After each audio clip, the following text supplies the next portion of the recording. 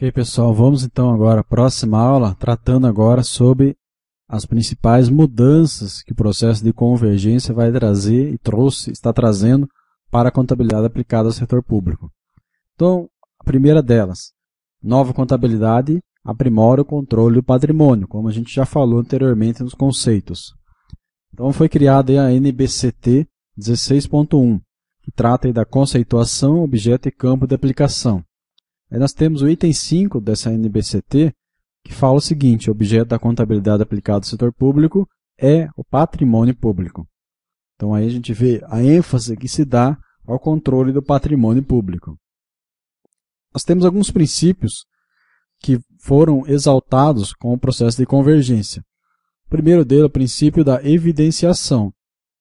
Trata o seguinte: o artigo 83, a contabilidade evidenciará perante a Fazenda Pública a situação de todos quantos, de qualquer modo, arrecadem receitas, efetuem despesas, administrem ou guardem bens a ela pertencentes ou confiados.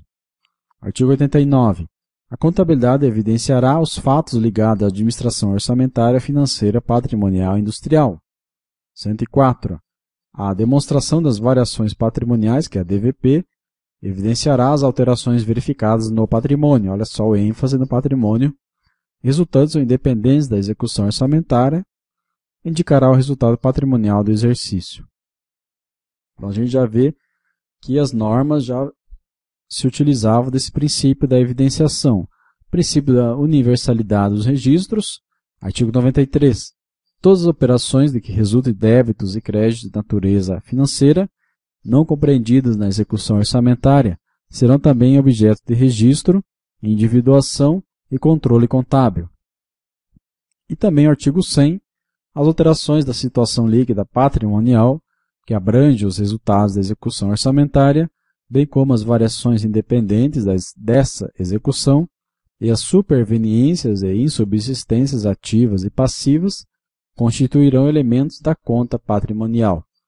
Então a gente vê que essa universalidade, todas as operações devem ser registradas.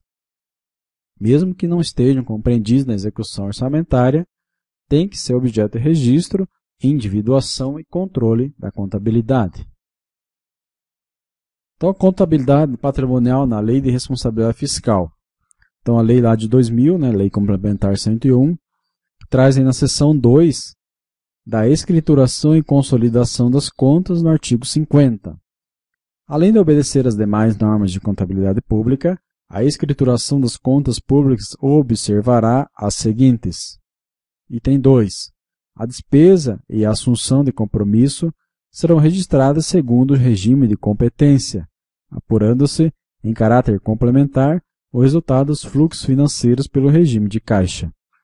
Então, a gente vê que a LRF já enfatizou o regime de competência para as despesas. A gente já tratou o enfoque orçamentário e enfoque patrimonial lá no curso também. Nas aulas anteriores, um enfoque orçamentário, que utiliza-se o regime de competência de caixa, ou seja, o regime misto, e aqui o regime de competência no enfoque patrimonial, tanto para as despesas quanto para as receitas, né?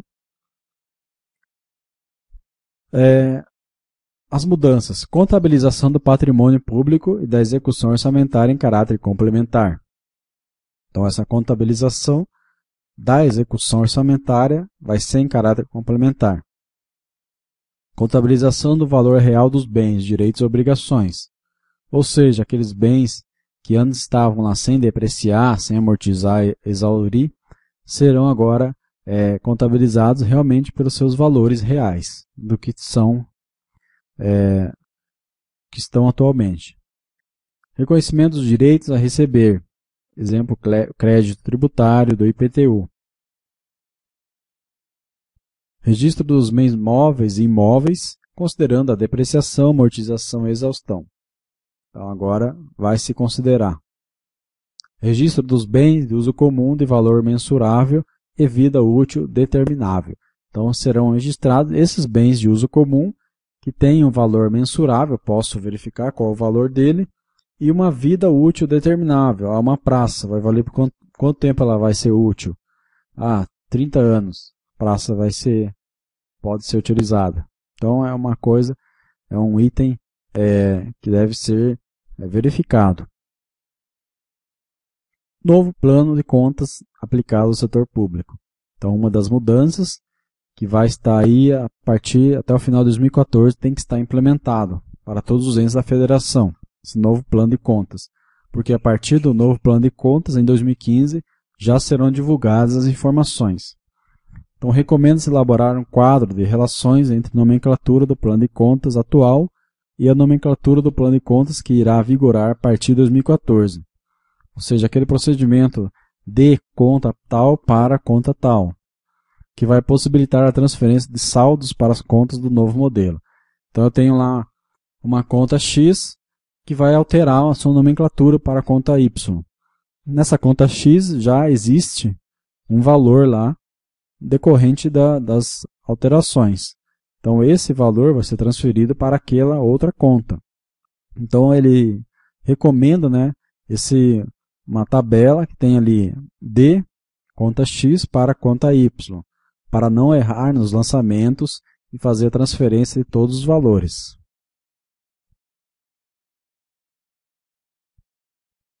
Antes de eu falar do balanço de abertura, ainda aqui no plano de contas aplicado ao setor público, é a portaria da STN 437/2012, que foi alterada pela portaria 753/2012, nos diz o seguinte: os planos de contas dos entes da federação somente poderão ser detalhados nos níveis posteriores ao nível utilizado na relação de contas do plano de contas aplicado ao setor público, com exceção da abertura do 5º nível, e ambos em contas de consolidação, intra ou inter, quando tais contas não existirem no plano de contas e o ente entender ser necessário seu detalhamento. Então, vai poder detalhar mais, mesmo que não exista no novo plano de contas padronizado. Isso que a gente retira desse item aqui. Então, os entes que desejarem ter essa referência sobre essa melhor forma de detalhar seu plano de contas, com base no plano de contas anual padronizado, vão poder utilizar o modelo detalhado de um anexo que existe nessa portaria 437. Então, esse modelo apresentado foi elaborado com base em estudos que buscaram observar a legislação vigente, as normas de atendimento às necessidades do Sistema de Informações Contábeis e Fiscais do Setor Público Brasileiro, aquele SINCOF, né? Que é o novo sistema de coleta de dados contábeis e fiscais dos entes da federação, que também vai ser implantado, está sendo implantado. Vou falar agora sobre outra mudança, que é o balanço de abertura. Então, o que é esse balanço de abertura, né?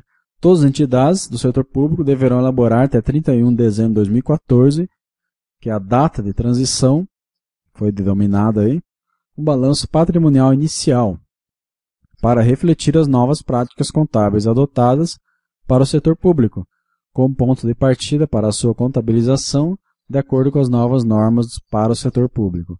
Então, lá em dezembro de 2014, 31 de dezembro, que é a data de transição, tem que ser feito esse balanço patrimonial, que vai servir, né, como balanço de abertura, já com os novos procedimentos contábeis.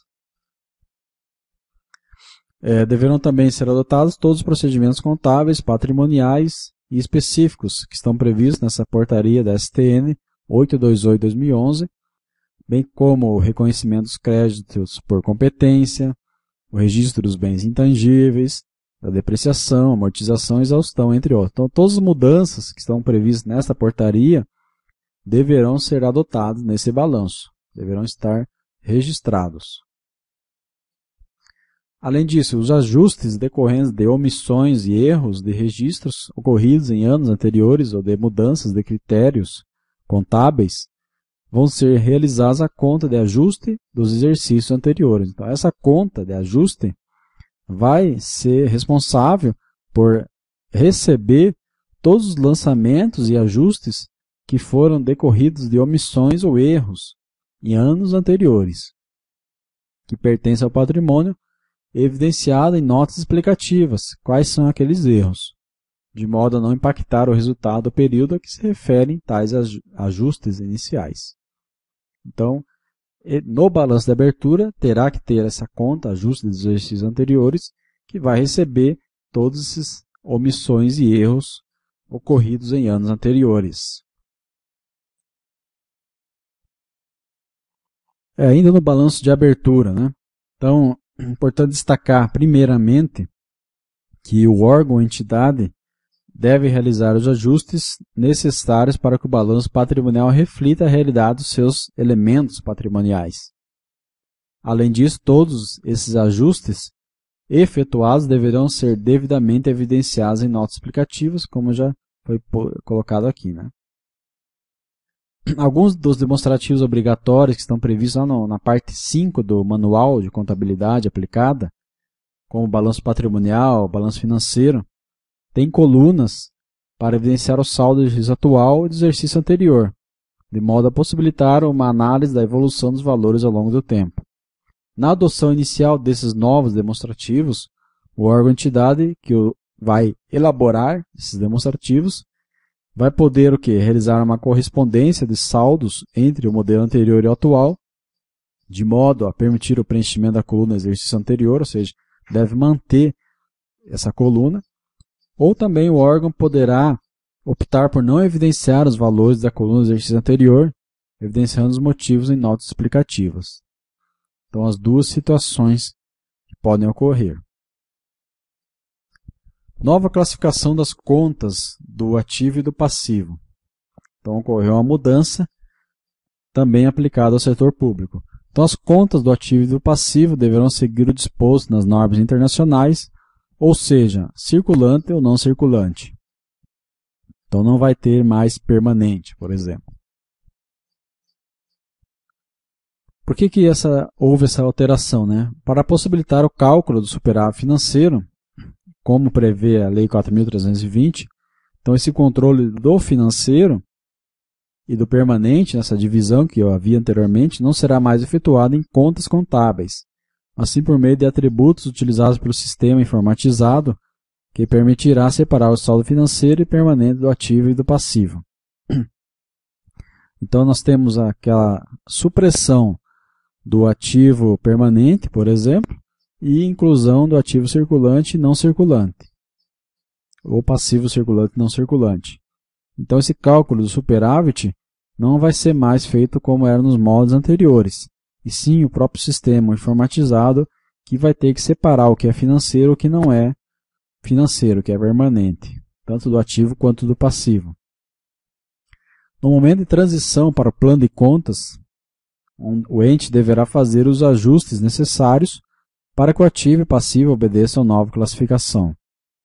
Os valores que anteriormente eram registrados como passivo financeiro, mas que não representam passivo para a contabilidade, como exemplo, restos a pagar não processados, cujos fatos geradores não ocorreram, deverão ser baixados do passivo, em contrapartida à conta de ajustes de exercícios anteriores do patrimônio líquido.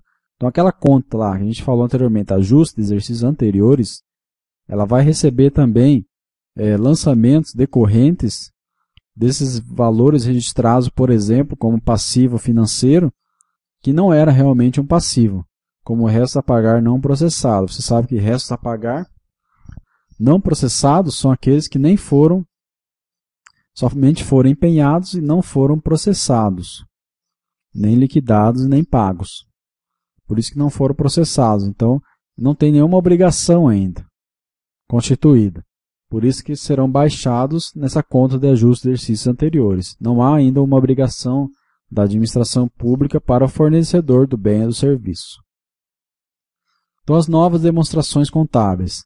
Então, a gente viu lá, a gente acabou de ver como que vai se dar o plano de contas, circulante, não circulante, nos mesmos moldes do setor privado.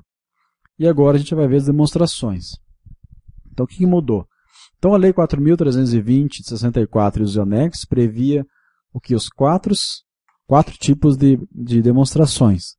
O balanço orçamentário, controlava o orçamento, o balanço financeiro, o balanço patrimonial e as demonstrações das variações patrimoniais, que a gente viu no curso.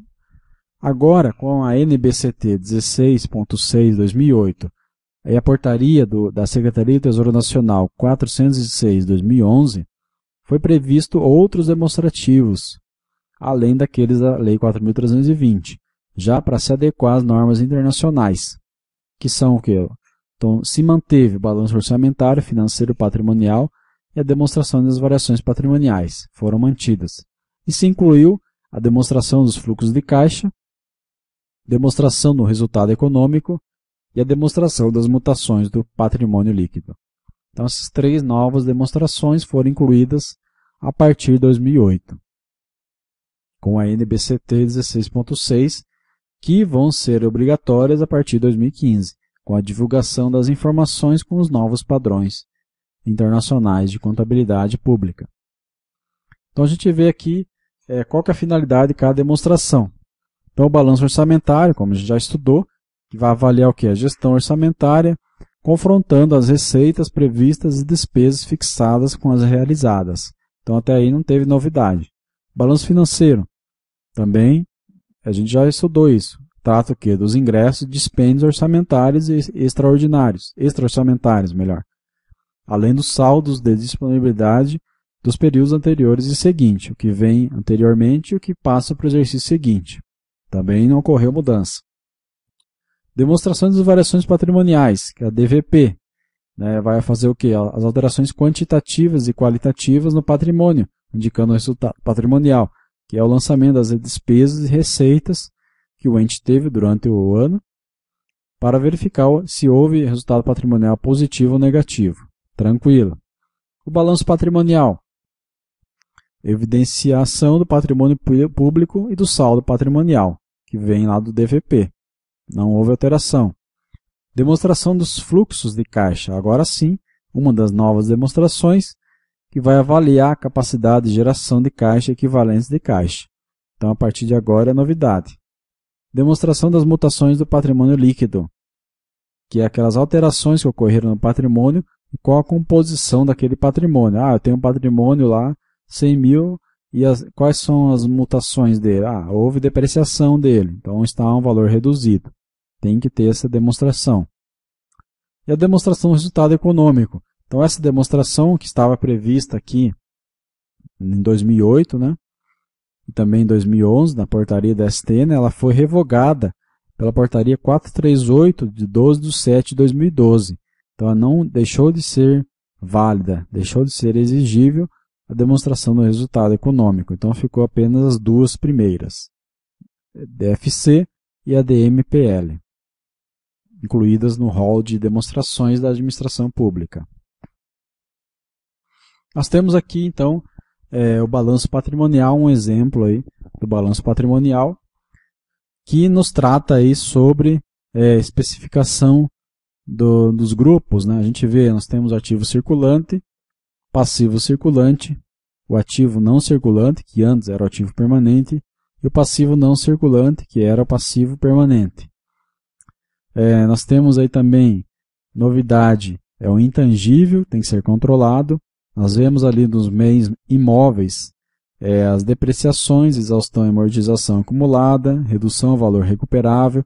Então, para mim conseguir registrar realmente o valor do bem imóvel, direito de uso de marca ali do intangível, software, marca de direitos, patentes industriais, são os grupos aí que foram incluídos e está bem parecido com o setor privado. Do lado direito, né, o passivo circulante, com todas as obrigações circulantes e aquelas obrigações não circulantes mais a longo prazo. E o patrimônio líquido, que especifica aí qual o patrimônio, capital, as reservas, os ajustes. Então, essa composição do patrimônio, do balanço patrimonial, melhor dizendo, dos entes da federação, com as alterações introduzidas. Ok? E aqui a gente vê o plano de contas da administração pública. Como que funciona essa lógica dos registros contábeis? Nós temos aí, primeiro, informações de natureza patrimonial. Nós temos o ativo, o passivo, variação patrimonial diminutiva, variação patrimonial aumentativa. Veja-se que nós temos ali a flechinha débito e crédito. Os lançamentos agora têm que ser feitos dentro desses sistemas. sistema de patrimonial, informações de natureza patrimonial, sistema de natureza orçamentária, que é o subsistema orçamentário, que é o item 5 e o item 6, que faz parte dos controles da aprovação, do planejamento e orçamento e da execução também. Então, os lançamentos têm que ser feitos dentro desses subsistemas. E controles devedores e controles credores, que são aquele subsistema do controle dos atos administrativos, que são informações de natureza típica de controle. Então, a gente vê como que vai ser agora a sistemática de lançamentos contábeis no âmbito da contabilidade pública. Então, informações de natureza patrimonial vai abranger no item 1, 2, 3 e 4. Então, os débitos e créditos têm que ser feitos dentro dessas contas, entre elas, para ver o correto relação entre elas. O item 5 e 6, natureza orçamentária, e o item 7, natureza de controle. Então, nos sistemas contábeis, a gente tinha até estudado os subsistemas de informações, nós tínhamos a orçamentário, financeiro, patrimonial, de compensação e de custos. Então, esse subsistema financeiro deixou de existir com a publicação aí da Resolução 1268 de 2009 e também a 1129 de 2008.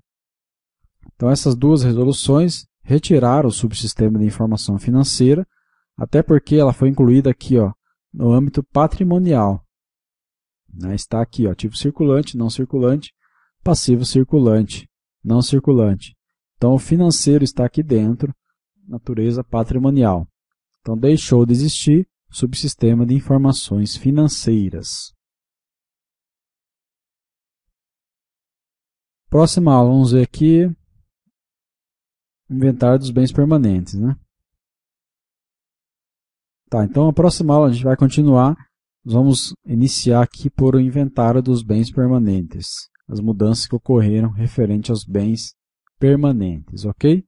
Até lá então.